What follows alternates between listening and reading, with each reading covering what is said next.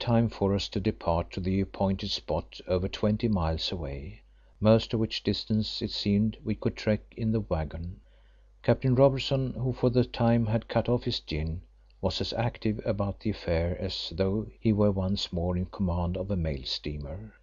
Nothing escaped his attention. Indeed, in the care which he gave to details he reminded me of the captain of a great ship that is leaving port, and from it I learnt how able a man he must once have been. "Does your daughter accompany us?" I asked on the night before we started. "Oh no," he answered, "she would only be in the way. She will be quite safe here, especially as Thomaso, who is snow hunter, remains in charge of the place, with some of the older natives to look after the women and children."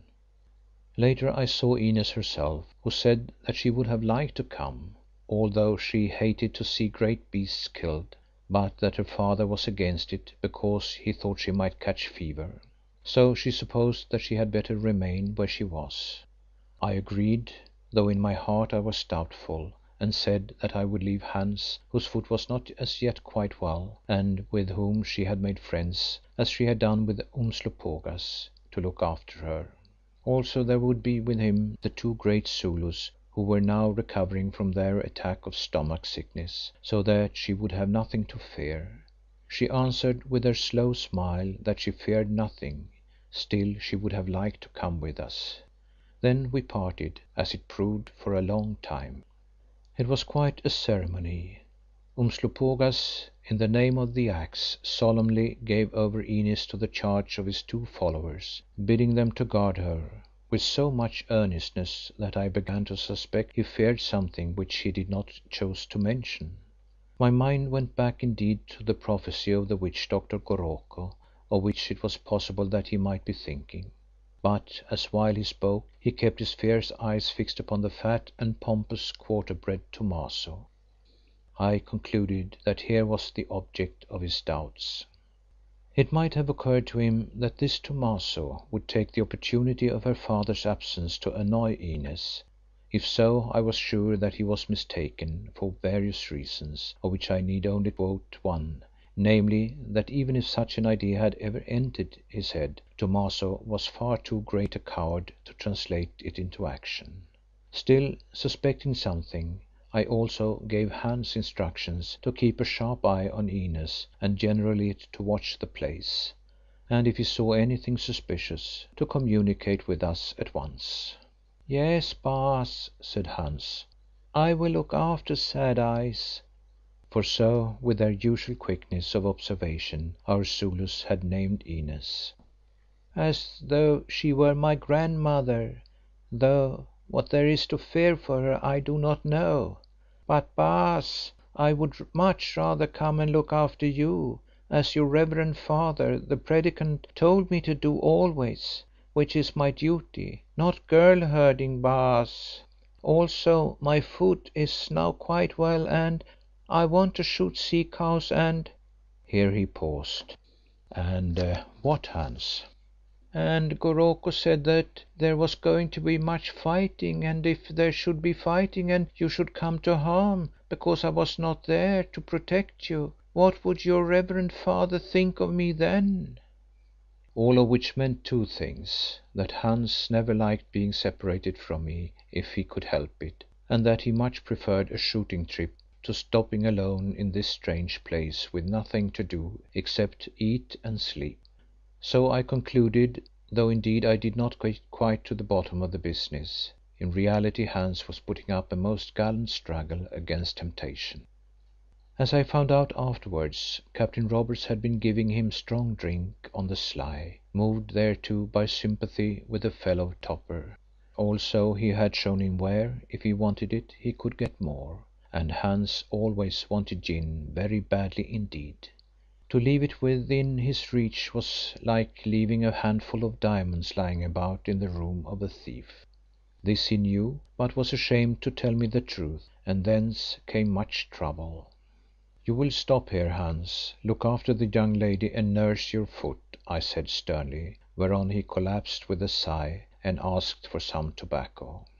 Meanwhile Captain Robertson, who I think had been taking a stirrup cup to cheer him on the road, was making his farewells down in what was known as the village, for I saw him there kissing a collection of half-bred children and giving Thomaso instructions to look after them and their mothers. Returning at length, he called to Inez, who remained upon the veranda, for she always seemed to shrink from her father after his visits to the village, to keep a stiff upper lip and not feel lonely, and commanded the cavalcade to start. So off we went, about 20 of the village natives, a motley crew armed with every kind of gun, marching ahead and singing songs. Then came the waggon with Captain Robertson and myself seated on the driving box, and lastly Umslopogaas and his Zulus, except the two who had been left behind. We trekked along a kind of native road over fine veld of the same character as that on which Strathmuir stood, having the lower lying bush veld which ran down to the Zambesi on our right.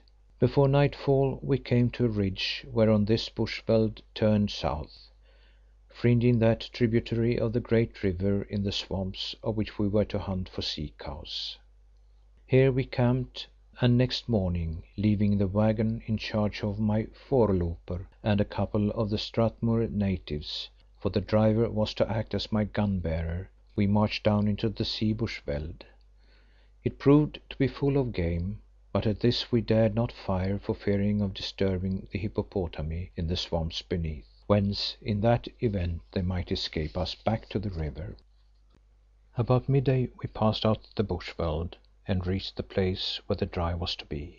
Here, bordered by the steep banks, covered with bush, was swampy ground not more than 200 yards wide, down the centre of which ran a narrow channel, or rather deep water, draining a vast expanse of morass above. It was up this channel that the sea cows travelled to the feeding ground, where they loved to collect at that season of the year. There, with the assistance of some of the riverside natives, we made our preparations under the direction of Captain Robertson. The rest of these men, to the number of several hundreds, had made a wide detour to the head of the swamps, miles away, whence they were to advance at a certain signal. These preparations were simple. A quantity of thorn trees were cut down, and by means of heavy stones fastened to their trunks, anchored in the narrow channel of deep water. To their tops, which floated on the placid surface, were tied a variety of rags which we had brought with us, such as old red flannel shirts, gay coloured but worn out blankets, and I know not what besides. Some of these fragments also were attached to the anchored ropes under water. Also we selected places for the guns upon the steep banks that I have mentioned, between which this channel ran. Foreseeing what would happen, I chose one for myself behind a particularly stout rock, and what is more, built a stone wall to the height of several feet on the landward side of it, as I guessed that the natives posted near to me would prove wild in their shooting. These labours occupied the rest of that day, and at night we retired to higher ground to sleep. Before dawn on the following morning we returned and took up our stations, some on one side of the channel and some on the other, which we had to reach in a canoe brought for the purpose by the river natives. Then, before the sun rose, Captain Robertson fired a huge pile of dried reeds and bushes, which was to give the signal to the river natives far away to begin their beat. This done, we sat down and waited, after making sure that every gun had plenty of ammunition ready. As the dawn broke, by climbing a tree near my schanze or shelter, I saw a good many miles away to the south a wide circle of little fires, and guessed that the natives were beginning to burn the dry seeds of the swamp. Presently these fires drew together into a thin wall of flame. Then I knew that it was time to return to the schanze and prepare. It was full daylight, however, before anything happened. Watching the still channel of water, I saw ripples on it and bubbles of air rising. Suddenly there appeared the head of a great bull hippopotamus, which, having caught sight of our rag barricade either above or below water, had risen to the surface to see what it might be. I put a bullet from an 8-bore rifle through its brain, whereon it sank, I guessed stone dead, to the bottom of the channel, thus helping to increase the barricade by the bulk of its great body. Also it had another effect. I have observed that sea cows cannot bear the smell and taint of blood, which frightens them horribly, so that they will expose themselves to almost any risk.